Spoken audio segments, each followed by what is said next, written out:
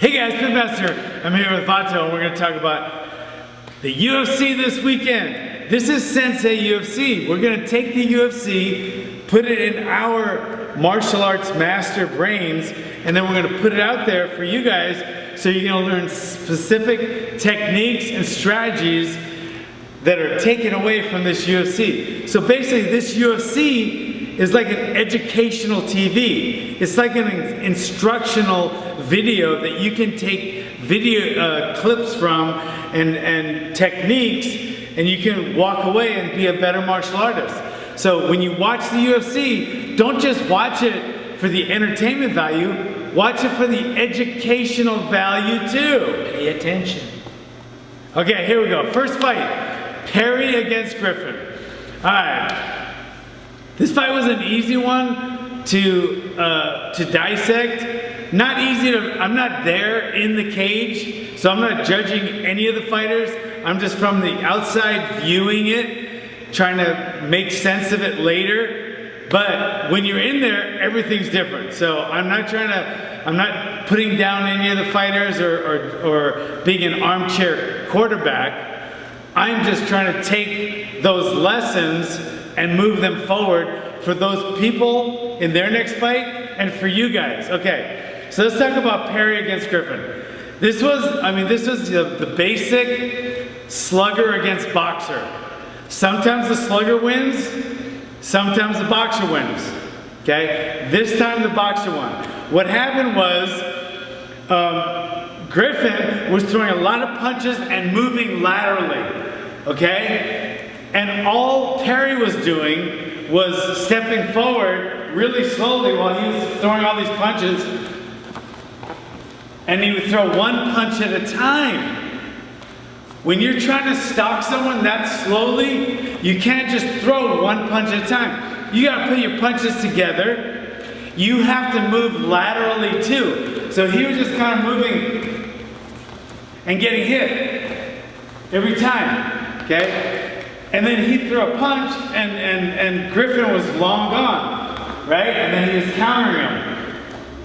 So, what could Perry have done differently? He could have moved his feet a lot quicker and thrown 2, 3, or 4 punches, right? He could have been stalking and trying to get Perry closer against the cage and then opening up. Because if you open up in the middle of the cage, right, and you're fighting someone that's faster than you, they'll always move out of the way. But once they're against the cage, they got nowhere to go, then you can start bombing and they got nowhere to go.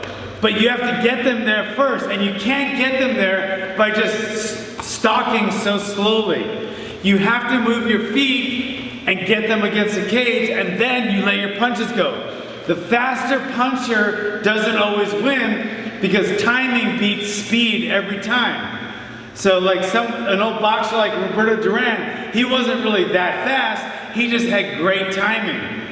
So when you fight someone that's that much faster than you are, you have to get them, you have to move quick and then get them against a cage so their speed doesn't outdo your power and aggressiveness. Okay, another thing you have to do, when he was throwing his combinations, Perry was just moving backwards. When a guy that's faster than you starts his combination, you don't try to match him punch for punch, because he's faster than you, and that's okay. What you try to do is counter. As soon as he starts coming in, and a lot of times those fast guys get so, they get overzealous with their speed, and they leave their chin up. They leave their defense down. So countering is a good way to beat someone like that. Okay. OSP against Latifi. All right. This was a simple. It was a simple rule of the bigger fighter should have kept the distance and kept Latifi away. OSP should have kept him away with his longer reach, but he didn't. So Latifi was able to get inside, land a power left hook, and then get him down and submit him. But it was the left hook that did the damage. Then he got him into a guillotine and submitted him, okay? Third fight, Andrade versus Torres. This is another one where distance is queen. Instead of king, I'm saying queen because there were two girl fighters. I thought it was funny. Distance is queen, get it? Yeah, I usually say distance is king. Because Andrade wanted a grappler's distance. Torres wanted a boxer's distance.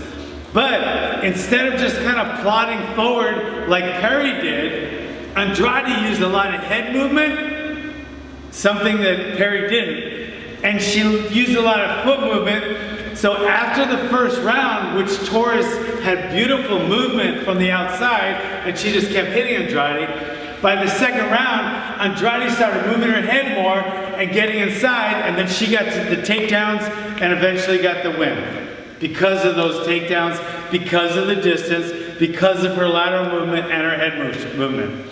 You need to have head movement whether you're coming in or standing out. Your head should always be moving. A moving target is much harder to hit. There's never a reason not to move your head. You're never going to hear Joe Rogan say, well, that guy has great no head movement. Okay? All right, last fight. Emmett lost the way he won last time. If he did what he did last time for that beautiful KO of Lamas, he came right back with a left hook. This time, he didn't come back with a left hook, but Jeremy Stephens did, and that's what caught him. He missed a right hand, and he was kind of in this position. And then Stephens came right back and caught him with a left hook. If he came back quicker with this right hand, he was kind of here for a split second, and then it looks like he was just trying to come back, and the left hook caught him, right? But I feel like if you just practice, every time you throw a right hand, just come back with a left hook. Even if you're not trying to land it, it's kind of a reset. So you throw a straight right, boom, come back with a left hook, then you're right here. Throw a right hook, boom, then come back with a left hook, and then you're right here. Throw an overhand right, boom, come back with a left hook, and then you're right here. I think you should use your left hook as a defensive tool, offensive tool, and as a reset. That is Sensei UFC. And that is why you need to watch the UFC and then come back and watch our videos after every UFC to make you a better martial artist, all right? When you're a better martial artist, you're gonna stay safe, you're gonna stay healthy. All these combinations in your video with the left hooks.